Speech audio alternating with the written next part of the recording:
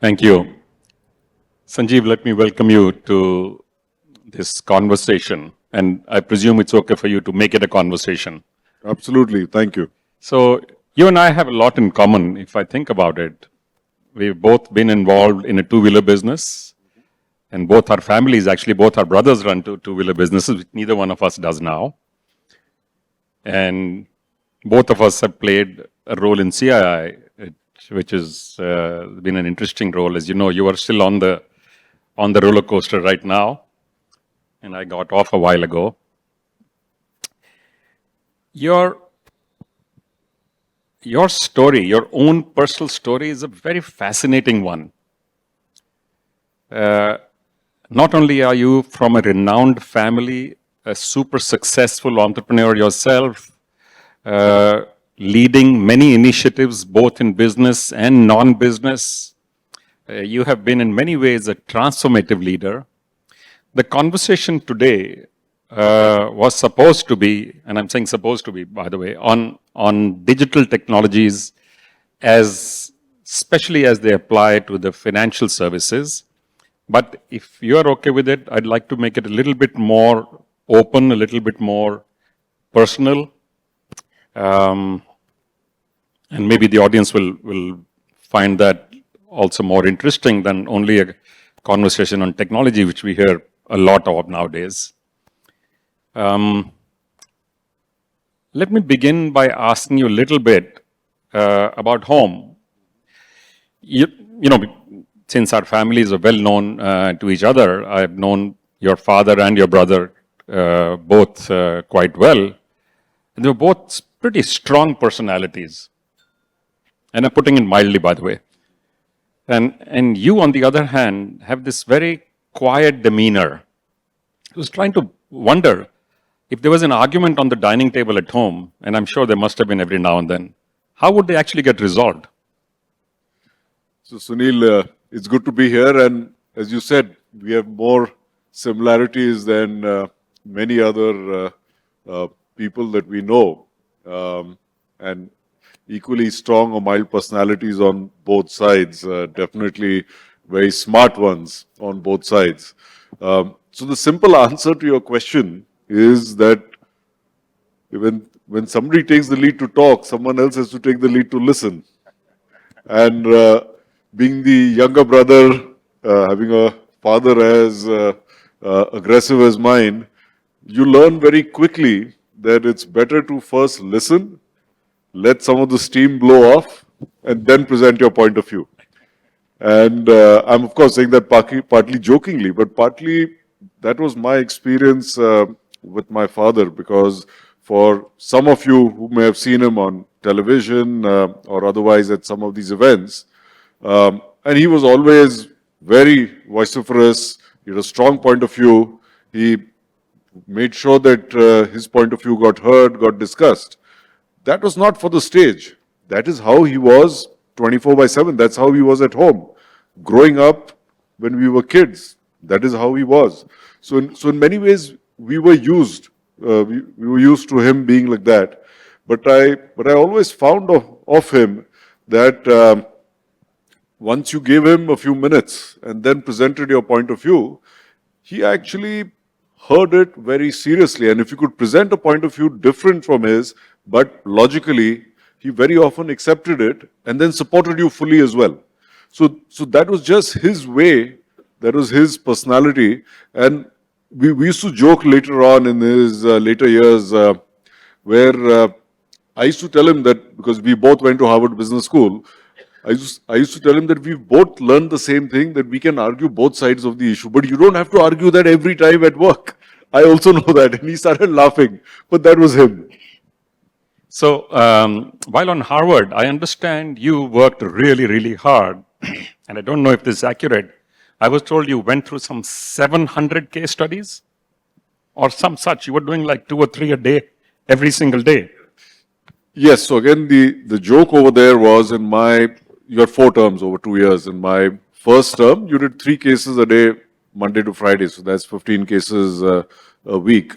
But a lot of students were complaining for the past few years that the case study was getting too heavy. And by the second term, they brought it down to alternate days of 3 and 2 cases. You did 3, 2, 3, 2, 3, which also, if you total up with the first term, comes to about 650, 700 cases. So I remember coming back, and my uncle Neeraj also went to HBS and saying that, what a large workload we have. And he said, nonsense. He said, I did 3 cases a day, and it was much tougher for me. And my father was sitting over there, and he said, we did 3 cases a day, and we had a submission every Saturday. So you guys have had it light. I'm also told you were forced by your father to walk to school one day when he learned that you were using the family car. Is there a message you think, or is there a lesson for many who try and give the best to their children? What kind of learnings do you think are important, especially in today's world, both material and highly facilitating? So we grew up on the factory campus outside of Pune, which is where the first Bajaj Auto factory came up. My father moved from Mumbai and set up house in the colony. Most of our senior management stayed in the city, which is about 30 kilometers away. Their children went to the schools in the city. But my father was very clear that if he was from Mumbai going to move to Pune, he wanted to be where the factory was. And we had a colony where we had probably 300-400 families, mostly low middle class over there. And there was a very good convent school that had started nearby. These were Swiss missionaries, so it was a good quality school. But the student that went there came from middle class, low middle class families, our drivers, our security staff, and those in the junior levels, not only in Bajaj Auto, but Thermax, SKF, Tata Motors, all those companies. My mother and father were both very clear that that's the school we must go to. Because that is the India that we live in. And they knew that the school was of good education, so they would not compromise on that. And growing up, so I graduated I finished my 10th grade there, and it didn't have 11th and 12th at that time. So I went to college, junior college in the city. And so we went on the school bus. And I remember, so we used to walk from home to the school bus and with everybody else go to school. One day, either my sister, Rajiv, me, one of us got late. So my mother said, okay, we had this ambassador car.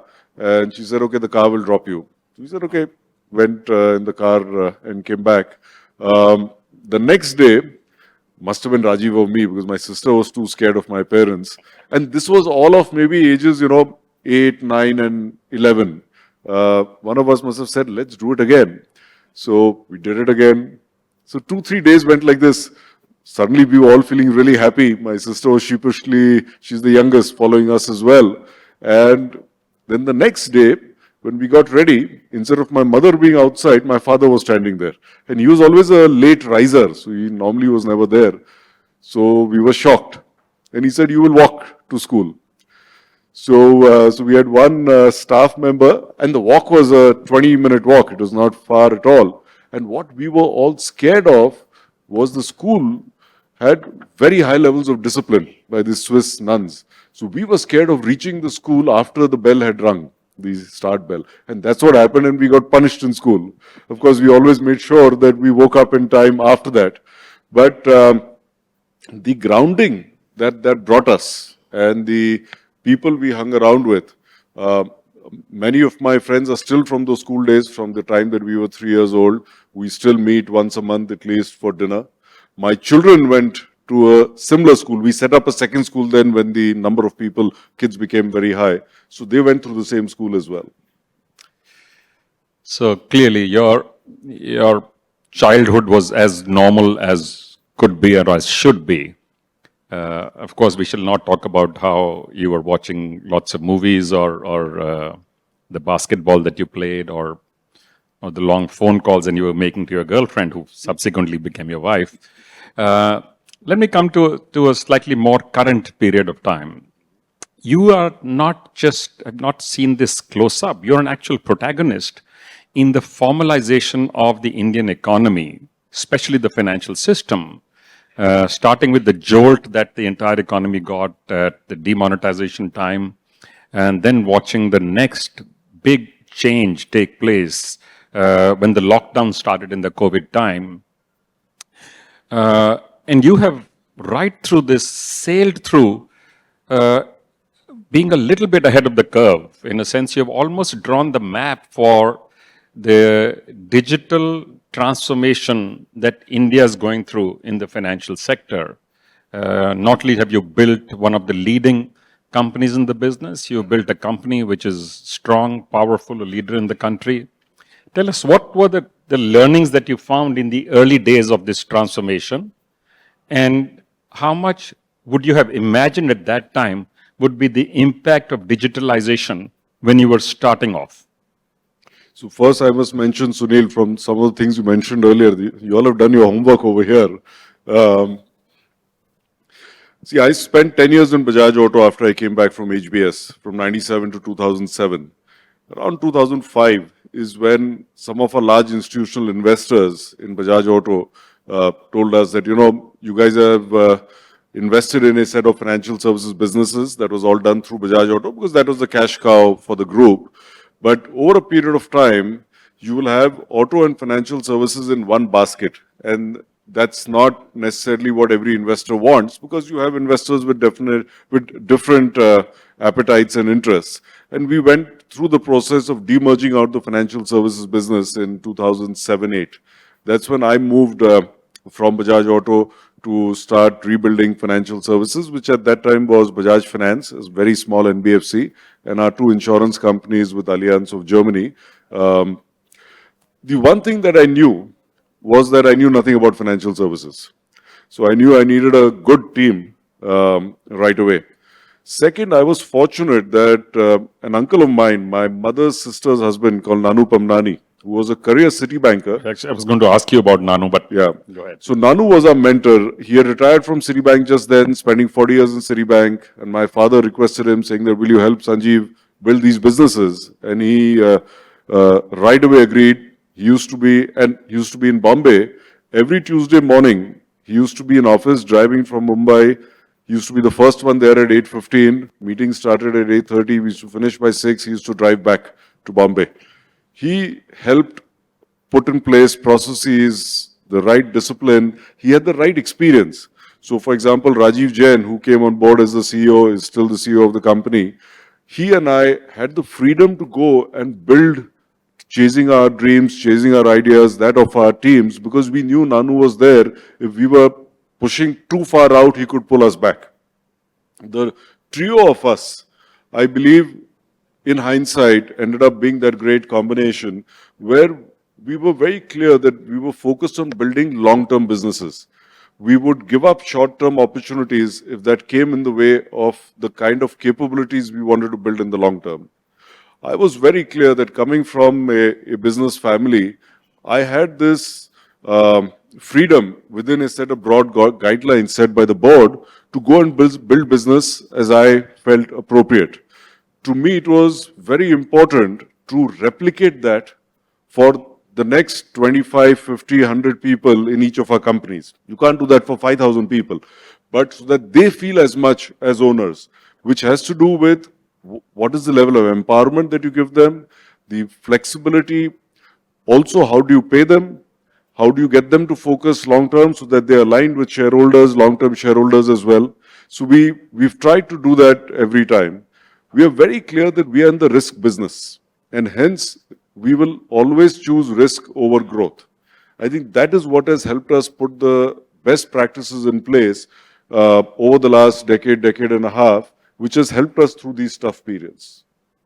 No, it's actually quite fascinating.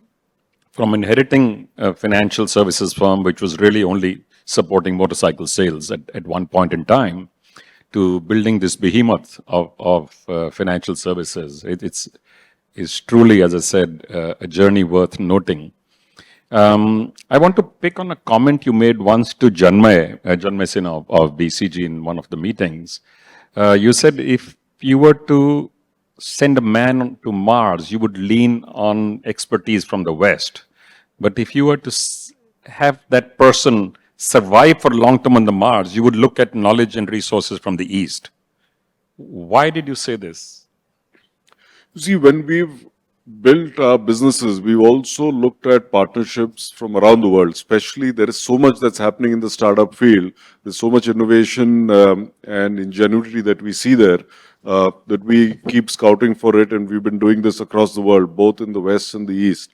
What we find with the West, and of course, I'm a little bit coloring it all at a level of exaggeration just to drive the point, is the West ends up being very transactional. So if you want to go and buy a product, you want to buy a service in a very predefined, clear manner, it's very simple, it's very open, it's very transparent. But if you're building something for the long term, and this is based on long-term relationships, I think that tradition, those values exist more in the East. And so that's why if you have a specific project that you want to go and do, which is landing on Mars, do it in the West.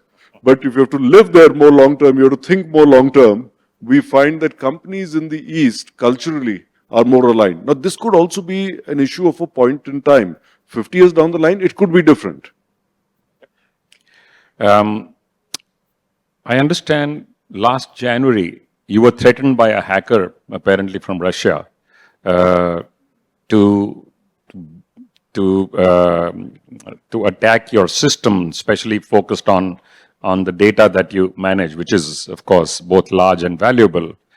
How much of the time that your top team spends on business design do you worry about security?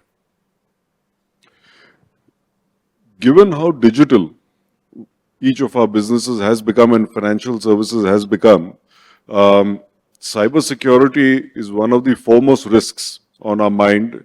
It is a serious topic where it not only gets discussed at the board level, but there are specific committees that address it as well. Our technology framework itself takes that into account so that we have handoffs between databases so that an external hacker can only reach up to a particular level of information. But end of the day, you're still in such a interconnected world that when somebody attacks you and says, I have access to XYZ data, you need to make sure that they've not found a way through which the people who have designed the system tell you that can't happen. And in this case, that's what it was. It was just superficial access. But I must say that between our financial services companies, we get attacked over 100 times a day. Yeah, and it's becoming more and more common. So in the old days, and I'm saying old, I'm talking about when the use of internet in business was becoming more and more prevalent, people used to say, I will stay cut off from the system. Today, the only way to do that is live as a hermit, because it is all pervasive. Technology is becoming increasingly a part of almost every aspect of our lives. So it is no longer an option. So therefore, security concern, design of networks, and process identification as to who gets access, etc., has become an increasingly important part of any system design. The industry itself, the financial services industry, has grown at 17% compounded now, year on year, every year for 10 years. And you've been, as I was saying earlier, one of the clear leaders in the industry. The other interesting thing that's happened at the same time is this digital access across India.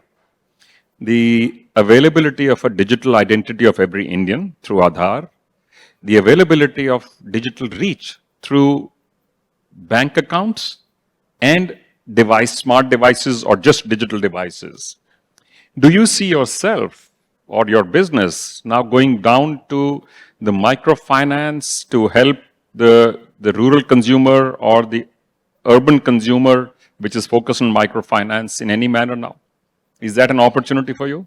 So currently, Sunil, we do about 30 million loans a year. We add between 2.5 and 4.5 million Indians into the formal financial system every year. This is their first loan, first time that they are entering a banking system, which otherwise meant that they went to the local money lender. It was 4.5 million pre-COVID. COVID time, naturally, we also became a little bit more risk averse. So it's 2.5 million now and is slowly expanding. So it's been about, say, 15, 17 million Indians in the last 5 years that have entered the formal financial system just with what Bajaj Finance does. Our focus has been around the middle class, where we believe the greatest need for financial products and solutions exists. So that's why my question: are you looking at a new audience for yourselves? Is that a potential new avenue for you, or is there enough room to continue to grow in the middle India? We believe there is enough room, but we also believe that given the size and capabilities that we have built, we are now present in just Bajaj Finance. We are present in over 4,000 cities and towns around the country. And for the first time, actually, earlier this year, the management presented its long-term strategy, 5-year strategy to investors, because there was a lot of noise in the market about the stock and the performance of the company. And given the heightened exposure to any large company in India, we felt that rather than any information leak out, we are also, Bajaj Finance is nearly 45,000 people. We said, let's put it out, of course, not in very high level of detail. We do plan in the next couple of years to get into the microfinance segment. We, earlier last year, expanded presence in two-wheelers. We are doing all branded two-wheelers now. In the next 12 months, we will enter the four-wheeler space, the new four-wheeler space as well. FY25, we will enter the rural tractor space, and at some point then microfinance as well. So, because the business is so attractive, first, you already had some of the largest groups in the business, and with the kind of growth it's showing, it is attracting more and more attention, including groups like Reliance now throwing their hat in the ring. What do you imagine will be the competitive landscape going forward in the short term to medium term future, especially because many things have become easier now because of digital technologies?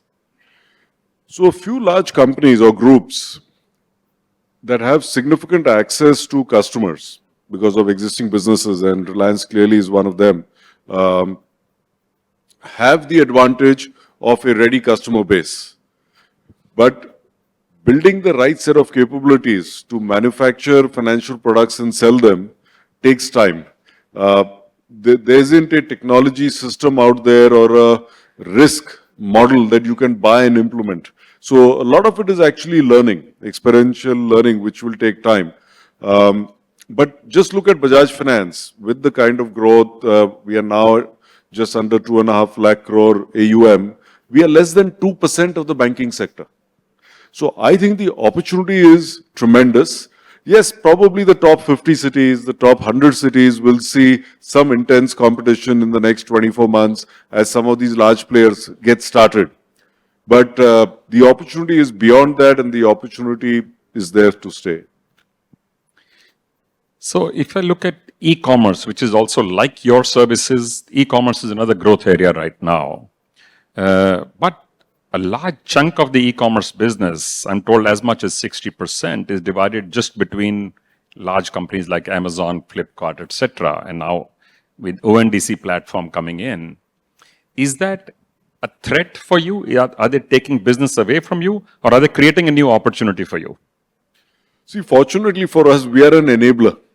So we are present in physical stores. We are present in 150,000 stores around the country, whether you're buying a mobile phone or a television, a refrigerator, or you're buying a shoe or groceries or fitness equipment. We are present online with all the large platforms, whether it's Reliance, whether it's Amazon, whether it's Flipkart, because we end up being an enabler, whether it is to give loans, payments. We have rolled out our payment offerings. Our payment offering, for example, is not just on the UPI platform. It's UPI, it's got all the bill payments, it's got the digital wallet, it's got our own digital store card, what we call as the EMI card. We have 35 million digital store cards now, and it has our digital credit card. So it's an intelligent payment platform that we have put in place. You can get insurance, and the intelligence that we are trying to build through our app, which is also what we link with all these other platforms, is if you're going to go and buy a refrigerator or a television, can I prompt you to where the best deal is on which of my financial products, so that you start using payments more intelligently. We will get there over a period of time as well. So we end up complementing the real world. And to that extent, fortunately, we don't face their competition head on. So you also said this, actually, I saw a statement by you where you said the financial services should grow 2 to 3 times the growth expected in the real economy, to supplement the point you're making right now. How much of a resistance do you think there would be to this growth with the continuous high inflation, which seems to be sticky for now, and pretty high interest rates, especially compared to where we would like to see real interest rates? Do you see this easing off? Do you see this as a continued pushback for a while to the growth that you would like to see? So I would say there are two separate issues that I would like to address over here. One, I'm not an economist, so there is this debate on the balance between growth, interest rates, and inflation. Part of our inflation we know is imported because of oil. Now, okay, because of Russia, we have some relief over there, but there are political pressures that are going to come from the West. And that creates, as we all know, Sunil and so many of you all over here, that creates continued uncertainty going forward on inflation and interest rates. We are pleased that RBI paused it this time, but very correctly what they've said is we will see what's happening on the ground. The pause does not mean a change in direction. We'll have to address issues as we see them, because this balance of growth and inflation is very real in this uncertain world. In the last 70 years, we've not seen a protracted period of time where there are so many global headwinds that's creating significant amount of uncertainty. So what's the right number? I think this is something that experts, including RBI, can address. I think there is a second issue over here. When we see India growing right now at 6.5%, this is despite those global headwinds. Otherwise, we should be growing at 7.5%, 8%. And 6.5% growth of the economy does require the financial services sector to grow 2.5 times to support that growth. And that's why you're seeing non-food credit now at 17, 18% already, which shows that we are in a fortunate space where we have a very significant domestic market for consumption. And that's driving a lot of this growth. We can see the government is playing a significant role the last few years with public infrastructure investment. That has a multiplier effect on jobs, on consumption as well. So a combination of this is what is taking us ahead. The last point that I'd like us to leave, or that I thought I'd like to leave with you over here is most of our growth is funded currently by foreign capital. And it's great. You create the right channels for it. We do need foreign capital. But we also have to make sure that we are building long-term sources of domestic capital. And that is something that government and industry needs to get together to do, because we can't long-term be reliant on foreign capital. Today we are an attractive destination. Tomorrow we may not be. Thank you. And thank you for doing this.